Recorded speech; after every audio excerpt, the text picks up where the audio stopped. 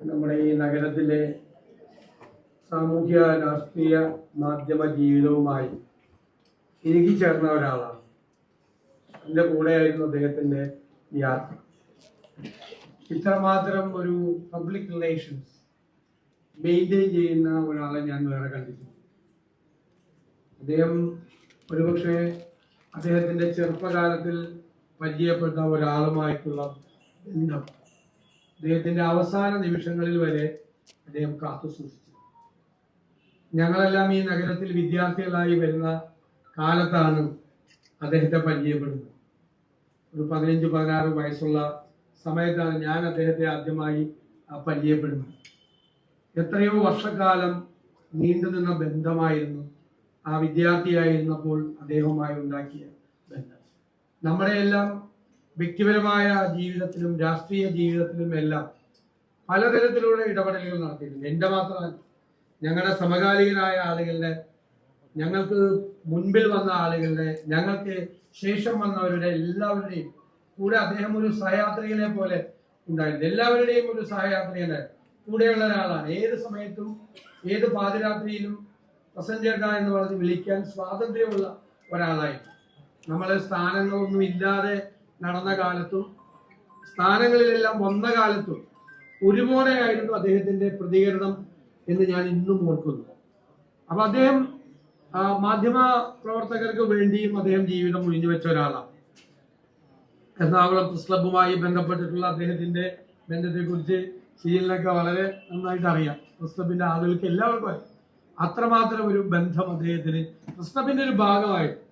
നമ്മൾ press club എന്ന് പറഞ്ഞ് ചെല്ലുമ്പോൾ നമ്മുടെ മനസ്സിൽ ആദ്യം ഞങ്ങളെല്ലാം, ഞാൻ സർവകലാശാല യൂണിയൻ ചെയർമാനായിരുന്ന ഒരാളാണ് 20 വയസ്സായ കാലത്ത്.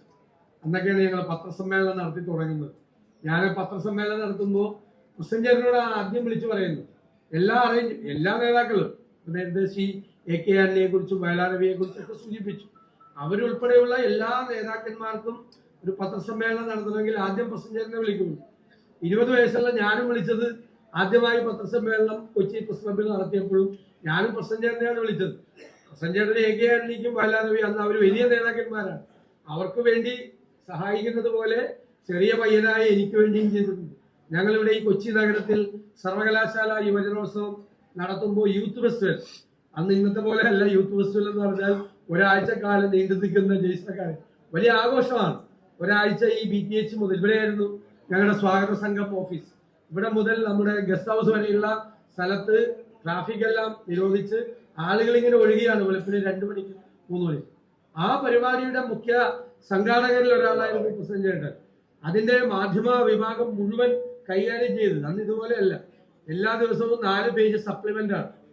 4-5 ദിവസക്കാലം യൂത്ത് ഫെസ്റ്റിവലിന്റെ, യുവജനോത്സവത്തിന്റെ, അതെല്ലാം കൈകാര്യം ചെയ്യുന്നത്, അതെല്ലാം മാനേജ് ചെയ്യുന്നത് ഒന്നും അറിയണ്ട, നമുക്കാർക്കും ഒന്നും അറിയണ്ട. എല്ലാം ഇവിടെ ഞങ്ങൾ എത്രയോ സമ്മേളനങ്ങൾ, കോൺഗ്രസിന്റെ വലിയ സമ്മേളനങ്ങൾ, സംസ്ഥാന സമ്മേളനങ്ങൾ, റാലികൾ, യൂത്ത് കോൺഗ്രസിന്റെ റാലികൾ, ASUവിന്റെ സമ്മേളനങ്ങൾ, ഞങ്ങളെല്ലാം അതിൻ്റെ അകത്ത് ഒരു ഭാഗമായിരുന്ന സമയത്ത് അതിന്റെ എല്ലാം മുൻപന്തിയിൽ പ്രസഞ്ചേട്ടനുണ്ടാവും. ഏത് കാര്യം നടന്നാലും, പ്രസ് ക്ലബിന്റെ പരിപാടി നടന്നാലും, ഒരു പൊതുപരിപാടി നടന്നാലും, ഈ നഗരത്തിൽ നിന്നും പരിസര പ്രദേശത്തിൽ നിന്നും അതിന്റെ എല്ലാം ഭാഗമായിരുന്നു. അതിലെല്ലാം നിറഞ്ഞു നിന്നിരുന്നു. ആ മുഖം കാണാതെ ഒരു പരിപാടിക്ക് നമുക്ക് പോകാൻ പറ്റില്ല. അങ്ങനെ ഒരാൾ എനിക്ക് കണ്ടെത്താൻ കഴിയുന്നില്ല. ഞാൻ ആലോചിച്ചിട്ട്, ഞാൻ ഈ ഇങ്ങോട്ട് വരുന്ന യാത്രയിൽ എൻ്റെ മനസ്സിൽ അങ്ങനെ ഒരാൾ ഇല്ല, സമാനതകളില്ലാത്ത ഒരാളായിരുന്നു അദ്ദേഹം. അദ്ദേഹത്തിന്റെ പേരിൽ ഇങ്ങനെ ഒരു ഫൗണ്ടേഷൻ രൂപീകരിക്കാനുള്ള ക്ലബിന്റെ തീരുമാനത്തെ ഞാൻ നേരത്തെ തന്നെ പറഞ്ഞു. ഞാൻ പ്രത്യേകമായി ആ കാര്യത്തിൽ അഭിനന്ദിക്കുന്നു. അതൊരു വലിയ പ്രസ്ഥാനമായി തുടക്കമിടത്തെ എന്ന് ഞാൻ ആശംസിക്കുന്നു. നേരത്തെ പറഞ്ഞതുപോലെ അദ്ദേഹത്തിന്റെ വിവാഹം നടന്ന ഈ BTHൽ വെച്ച് തന്നെ നമ്മളെല്ലാം തുടക്കമിടുന്നായിരുന്നു പണ്ട് എല്ലാ കാര്യത്തിലും. ഞാൻ പറഞ്ഞല്ലോ, സർവകലാശാല യുവജനോത്സവത്തിന്റെയും സ്വാഗത സംഘ ഓഫീസ് ഇന്ന് സ്വാമിയുടെ പിതാവൊക്കെ ഉള്ള കാലത്താണ് വന്ന എല്ലാ കാര്യത്തിലും. ഇന്ന് സ്വാമി എൻ്റെ കൂടെ വന്നപ്പോൾ 20 വയസ്സുള്ള കാലത്ത് സ്വാമിയുടെ പിതാവ് എൻ്റെ കൂടെ വന്നതാണ് ഞാൻ ഓർത്തത്. ഇങ്ങോട്ട് ലിഫ്റ്റിൽ കയറി വന്നപ്പോൾ അത്ര ബന്ധം ഞങ്ങൾക്ക് എല്ലാവർക്കും, ഇവിടെ ഇരിക്കുന്ന എല്ലാവർക്കും ഈ സ്ഥാപനമായിട്ടുണ്ട്. അവിടെ നിന്ന് തന്നെ ഇതിൻ്റെ ഒരു തുടക്കം കുറിക്കുന്നു എന്നതിൽ വളരെ സന്തോഷമാണ്.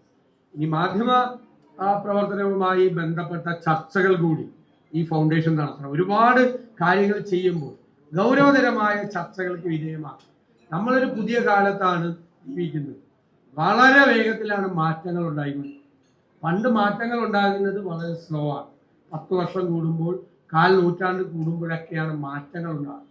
ഇപ്പോഴുണ്ടാകുന്ന മാറ്റങ്ങൾ നമ്മൾ നിന്ന് തിരിയുന്നതിന് മുമ്പ് പുതിയ പുതിയ കാര്യങ്ങൾ വരികയാണ്, പുതിയ നോളജ് വരികയാണ്. ആ നോളജ് അപ്ഡേറ്റ് ചെയ്യപ്പെടുകയാണ്. നമ്മൾ ഏത് കാലത്തേക്കാണ് പോകുന്നതെന്ന് ഈ ആർട്ടിഫിഷ്യൽ ഇന്റലിജൻസിന്റെ ലോകത്തൊന്നും നമുക്ക് വിശദീകരിക്കാൻ പോലും കഴിയാത്തൊരു യുഗത്തിലാണ് നമ്മൾ ജീവിക്കുന്നത്. പ്രിന്റ് മീഡിയയിൽ നിന്നും വിഷ്വൽ മീഡിയയിൽ നിന്ന് സോഷ്യൽ മീഡിയയിലേക്കും അതിൽ നിന്ന് ഡിജിറ്റൽ മീഡിയയിലേക്കും ഒക്കെ മാറിയിരിക്കുകയാണ്. എല്ലാവരുടെയും കൈകളും വിരൽത്തുമ്പുകളും ഏത് സമയത്തും സജീവമാണ്. വളരെ ഞെട്ടിക്കുന്ന ഒരു കാര്യം എന്ന് പറയുന്നത് നമ്മൾ നിയന്ത്രിക്കപ്പെടുകയാണ്. മാധ്യമങ്ങൾ നമ്മളെ സ്വാധീനിച്ചിട്ടുണ്ട്. നമ്മൾ അറിഞ്ഞുകൊണ്ടുള്ള സ്വാധീനമാണ്. വാർത്തകൾ വായിച്ചും വാർത്തകൾ വിശകലനം ചെയ്തും വാർത്തകൾ കേട്ടും നമ്മുടെ അഭിപ്രായ രൂപീകരണവും നമ്മുടെ രാഷ്ട്രീയ സമീപനവും നമ്മുടെ സാമൂഹ്യ പ്രശ്നങ്ങളിലുള്ള നമ്മുടെ കാഴ്ചപ്പാടുകളും രൂപം കൊടുക്കുന്നതിൽ മീഡിയ വലിയ പങ്ക് വഹിച്ചിട്ടുണ്ട്. എല്ലാവരുടെയും അത് ബിസിനസ്സുകാരൻ്റെ ആണെങ്കിലും രാഷ്ട്രീയക്കാരൻ്റെ ആണെങ്കിലും സമുദായ സംഘടനാ നേതാവിൻ്റെ ആണെങ്കിലും പൊതുപ്രവർത്തകന്റെ എല്ലാം ജീവിതത്തിൽ അവരുടെ കാഴ്ചപ്പാടുകൾ രൂപപ്പെടുത്തിയെടുക്കുന്നത് മാധ്യമങ്ങൾ വലിയ പങ്ക് വഹിച്ചിട്ടുണ്ട്. ഇന്നെന്താണ് സ്ഥിതി? ഇന്ന് നമ്മളെ കംപ്ലീറ്റ് നിയന്ത്രിക്കുക, വേറെ തരത്തിൽ നിയന്ത്രിക്കുക. നമ്മുടെ ഓരോ ഡിജിറ്റൽ മീഡിയ ഹാൻഡിലും നമ്മൾ കൈകാര്യം ചെയ്യുമ്പോൾ നമ്മൾ ഓർക്കുന്നത് വളരെ പ്രൈവറ്റ് ആണെന്ന്. ഒരു പ്രൈവസി നമുക്കില്ല. നമ്മൾ ഓരോ ഹാൻഡിൽ ചെയ്യുമ്പോഴും ഇത് വേറെ സ്ഥലത്ത് അറിയുന്നുണ്ട്. നമുക്കിഷ്ടപ്പെട്ട മ്യൂസിക് ഏതാണ്, നമുക്കിഷ്ടപ്പെട്ട ആക്ട്രസ് ആരാണ്, നമുക്കിഷ്ടപ്പെട്ട ആക്ടർ ആരാണ്, നമുക്കിഷ്ടപ്പെട്ട ഭക്ഷണം ഏതാണ്, നമുക്കിഷ്ടപ്പെട്ട സ്ഥലം ഏതാണ് എന്ന് അവർ തിരിച്ചറിയുന്നുണ്ട്. നമുക്കിഷ്ടപ്പെട്ട മീഡിയം എന്താണ് എന്ന് അവർ കണ്ടുപിടിച്ച് നമുക്കിഷ്ടപ്പെട്ട മീഡിയത്തിലൂടെ അവർക്കിഷ്ടപ്പെട്ട കാര്യങ്ങൾ നമ്മളിലേക്ക് അടിച്ചേൽപ്പിക്കപ്പെടുകയാണ്. രാഷ്ട്രീയ ബോധ്യങ്ങൾ ഉൾപ്പെടെ സാമൂഹ്യ പ്രശ്നങ്ങളിലുള്ള കാഴ്ചപ്പാടുകൾ ഉൾപ്പെടെ നമ്മളെ കംപ്ലീറ്റ് ആയിട്ട് ബ്രെയിൻ വാഷ് ചെയ്യാണ്. സത്യത്തിൽ ഇപ്പോൾ ഈ ഡിജിറ്റൽ സ്മാർട്ട് ഫോൺ എല്ലാം വന്നതിന് ശേഷം നമ്മളിപ്പോൾ ഒരു കാര്യം സംസാരിച്ചുകൊണ്ടിരിക്കുകയാണ്. നമുക്കൊന്ന് വിയറ്റ്നാമിലേക്ക് ടൂർ പോകണം എന്ന് സുഹൃത്തുക്കൾ നമ്മൾ സംസാരിക്കുകയാണ്. പിന്നെ നമ്മൾ ഫോൺ ഓൺ ചെയ്യുമ്പോൾ നമ്മുടെ ഇൻസ്റ്റയിലും മറ്റു കാര്യത്തിലും കാണുന്നത് വിയറ്റ്നാമിലേക്കുള്ള ടൂർ പാക്കേജുകളും മറ്റതുമാണ്.